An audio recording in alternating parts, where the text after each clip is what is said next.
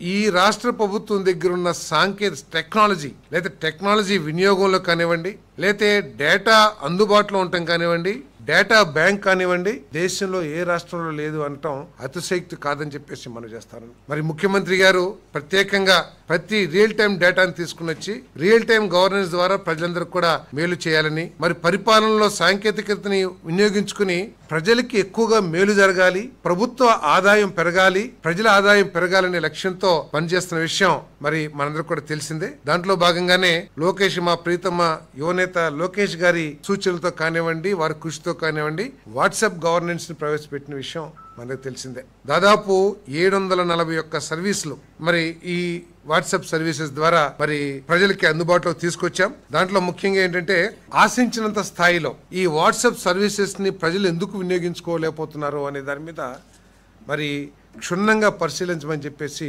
అధికారులకి సూచనలు, ఆదేశాలు ఇవ్వడం జరిగిందని చెప్పేసి మనం చేస్తాను. ఎక్కువగా ఎండోమెంట్స్, అదేవిధంగా ఏపీఎస్ఆర్టీసీ, కొన్ని సంస్థలు, హాస్పిటల్ సర్వీసెస్ కానివ్వండి, కొన్ని రంగాల్లో ఈ వినియోగం ఎక్కువగా ఉంది. కానీ చాలా రంగాల్లో చాలా సర్వీసెస్ ఆశించినంతగా ఎక్కువగా వినియోగం లేదని అభిప్రాయపడటం జరిగింది. దీనికోసం ఏదైనా ఈ సర్వీసెస్ ని వినియోగించుకోవటంలో ప్రొసీజర్స్ ఏమైనా కష్టంగా ఉన్నాయా, దాన్ని సింప్లిఫై చేస్తానికి, తర్వాత యూజర్స్ ఫ్రెండ్లీ చేయడానికి ఎటువంటి చర్యలు తీసుకోవాలి, దీన్ని ఎక్కువగా వినియోగించడం కోసం 80% ప్రజలు ఎందుకంటే ఆఫీసుల దగ్గరికి వెళ్ళకోకుండా వాళ్ళకి దీనికోసం ఈ సర్వీసెస్ కోసమే వారి విలువైన సమయాన్ని వృధా చేసుకోకుండా మరి వారి చేతిలో ఉన్న ఫోన్ ద్వారానే ఈ సర్వీసెస్ అన్ని పొందాలనే లక్ష్యంతో అవసరమైతే టెక్నికల్ ఎక్స్పర్ట్స్ ఎవరైనా సరే వినియోగించుకుని యూజర్ ఫ్రెండ్లీ సాఫ్ట్వేర్ ని తీసుకురావాలని చెప్పేసి కూడా ముఖ్యమంత్రి గారు సూచించారని చెప్పేసి నేను ఈ సందర్భంగా తెలియజేస్తామని నేను